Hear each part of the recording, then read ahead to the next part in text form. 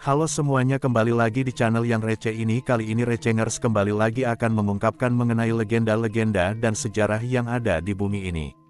Kali ini kita akan membahas mengenai 5 mitos alun-alun Kidul Jogja yang melegenda.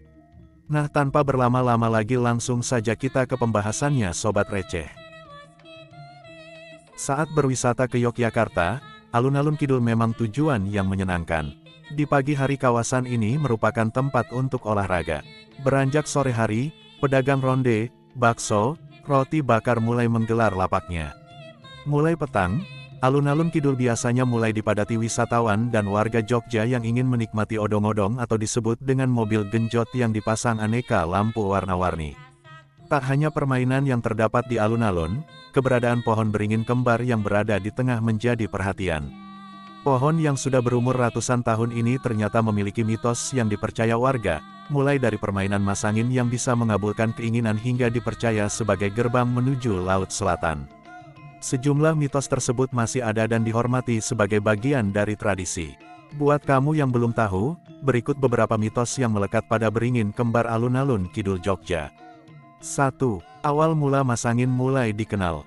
Memang menarik perhatian, selain ukurannya yang besar dan memiliki umur ribuan tahun, pohon ini juga diberi pagar tembok berwarna putih di sekelilingnya, sehingga terlihat istimewa dan keramat.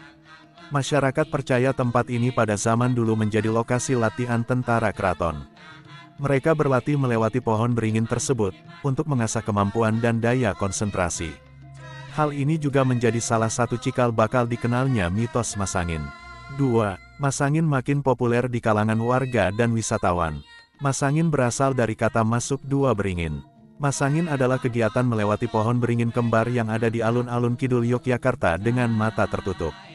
Kegiatan ini sangat populer di kalangan warga dan wisatawan. Mitosnya bila berhasil melewati dua pohon beringin besar yang diberi nama Kiai Daru dan Nyai Daru tersebut, maka semua permintaan atau permohonan akan terkabul. 3. Kisah pernikahan Putri Keraton. Tradisi masangin ini ternyata sudah dikenal sejak Sri Sultan Hamengkubuwono I berkuasa. Saat sang putri mendapatkan pinangan dari seorang laki-laki, putri tidak terlalu menyukai calon suaminya.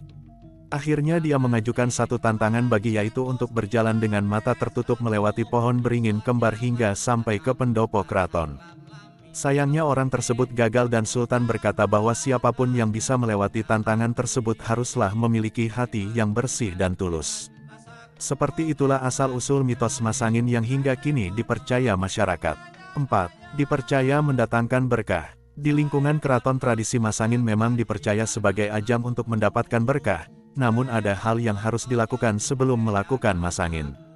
Biasanya abdi dalam atau keluarga keraton melakukan puasa bicara semalam suntuk pada malam 1 Suro, sambil mengelilingi keraton hingga alun-alun.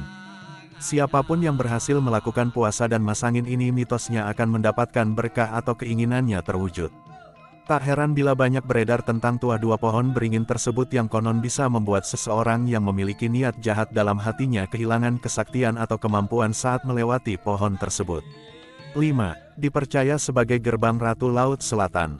Mitos lain yang ada di tempat ini adalah, beringin kembar dipercaya sebagai gerbang komunikasi Raja Keraton Yogyakarta dengan Ratu Laut Selatan. Meski kita tidak mengetahui kebenarannya, namun mitos tersebut menjadi bagian tak terpisahkan dari pohon beringin kembar di alun-alun Kidul Jogja, sekaligus menjadi daya tarik tempat tersebut. Nah, sudah sampai di akhir video 5 mitos alun-alun Kidul Jogja yang melegenda. Bagaimana Sobat Receh penjelasannya, menambah wawasan bukan? Jangan lupa like, komen, dan subscribe ya sobat semua. Sampai jumpa di video selanjutnya.